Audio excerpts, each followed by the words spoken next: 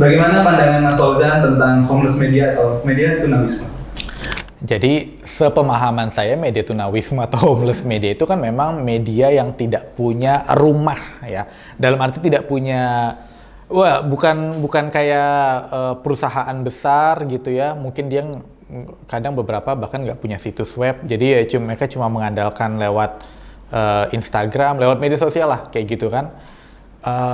Ya ini memang menunjukkan juga sebetulnya pergeseran perilaku audiens kita yang tadinya, yang akhirnya gara-gara internet, gara-gara media sosial,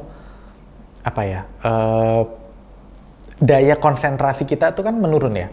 Jadi kita tuh nggak bisa baca teks terlalu panjang, kayak kita tuh lihat scroll, like. Jadi tep gitu. Pola tangan jarinya tuh udah otomatis gitu.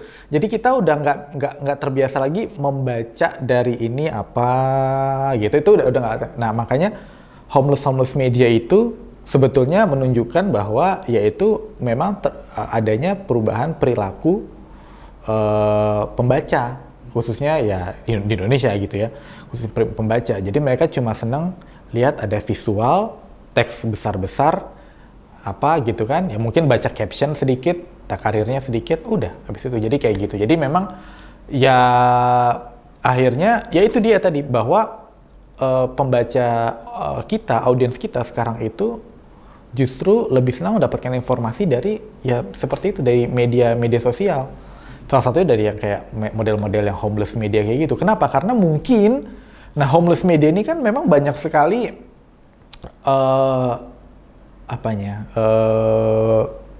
topiknya ya. Dalam arti ada yang memang membahas soal ekonomi, bahas ini, bahkan bahas hal-hal yang mungkin tadinya nggak dibahas oleh media konvensional gitu. Dengan bahasa yang beda-beda. Ada yang bahasanya anak muda banget, ada yang Gen Z banget, ada yang bahasa bapak-bapak.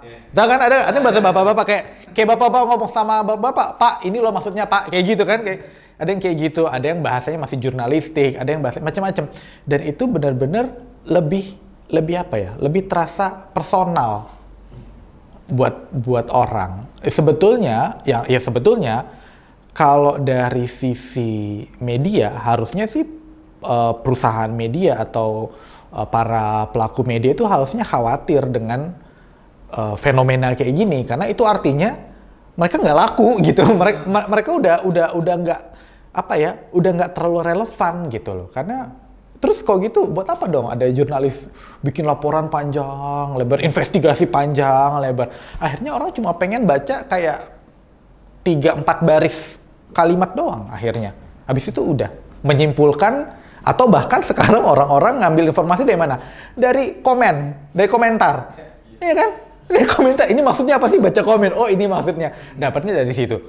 Nah, jadi ya itu tadi, homeless media itu ya karena perubahan perilaku pembaca yang memang akhirnya karena kita juga gampang terdistraksi. Kalau nggak salah kita berapa sih? Saya lupa deh berapa detik gitu. Kita gampang terdistraksi sekali. Akhirnya cuma mau baca lewat yaitu Instagram, Twitter, scroll, like gitu aja terus. Jadi nggak mau menyempatkan waktu untuk baca gitu. Itu sebenarnya nggak ya itu tadi ya, kalau dari sisi media, apalagi dari sisi akademis juga ya, itu berpengaruh banget. Anak-anak sekarang misalnya gitu ya, makanya karena saya pernah di kampus gitu ya, pernah ngajar gitu, dan kayak mereka tuh nggak, susah banget untuk konsentrasi karena terbiasa kayak gitu, cepet gitu kan, lihat scroll, like. Jadi kalau untuk baca teks panjang tuh kayak mungkin agak berasap, jadi kayak udah susah. Sedangkan kalau orang-orang tua kan lebih baca koran tuh kan butuh effort ya. Buka, baca, dari sini kolomnya ke atas lagi, itu kan tulisannya kecil-kecil gitu. Kalau sekarang enggak, orang cuma pengen sesuatu yang instan. Iya. Itu kan pergeseran perilaku ya. Media besar itu sebaiknya mengikuti pergeseran perilaku itu atau tetap mempertahankan ya gaya mereka investigatif yang panjang Iya, saya pikir tetap harus ada. Tetap media-media konvensional tuh tetap harus ada. Dan sebetulnya sih akan tetap ada. Hanya saja memang ya pasti apa ya jumlah audiens pasti menurun. Iya, itu jelas. Itu pasti. Saya pikir itu pasti ada risetnya yang menunjukkan bahwa pasti masyarakat juga apa ya, bagaimana mereka membaca itu udah berbeda dari sebelumnya gitu. Tapi toh sekarang kita masih ada koran masih ada. Sekalipun dulu ketika misalnya itu selalu seperti itu. Ketika misalnya koran muncul, ketika radio pertama muncul, orang berpikir bahwa koran nasibnya nggak akan lama. Tapi ternyata koran tetap ada, radio ada, televisi ada pendapat bahwa ini akhir dari kejayaan radio. Tapi radio tetap ada. Internet ada, orang berpikir, oh ini orang nggak akan nonton TV lagi. Tapi TV tetap ada, sinetron tetap laku, dan FTV segala macam tetap ada, gitu ya. Artinya media-media konvensional ini akan tetap ada, tapi pasti mereka harus menyesuaikan. Karena yang namanya perubahan zaman, yaitu nggak mungkin tidak diikuti dengan perubahan dari media itu sendiri gitu ya. Jadi kalau mereka mau bertahan, pasti mereka juga harus ada inovasi-inovasi.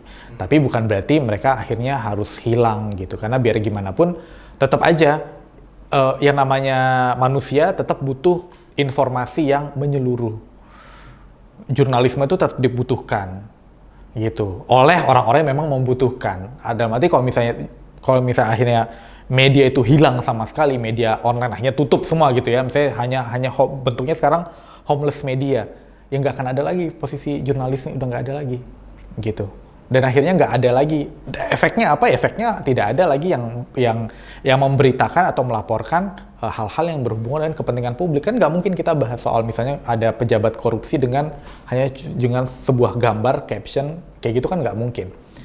Di Instagram berapa sih maksimal 2000-an karakter, itu udah termasuk spasi, nggak mungkin. Mau bikin artikel di Twitter juga ya sama aja, juga nggak efisien gitu kan. Nggak semua orang punya akun Twitter dan mau buka Twitter. Jadi ya media-media konvensional itu akan tetap ada, tapi pasti mereka harus beradaptasi. Dan yang saya lihat itu memang sekarang makanya artikel itu makin pendek-pendek sebenarnya kan, makin pendek-pendek, terus paragraf juga dibikin makin pendek-pendek gitu kan, ya gitu. Jadi ya itu bentuk salah satu adaptasi mereka sebetulnya gitu.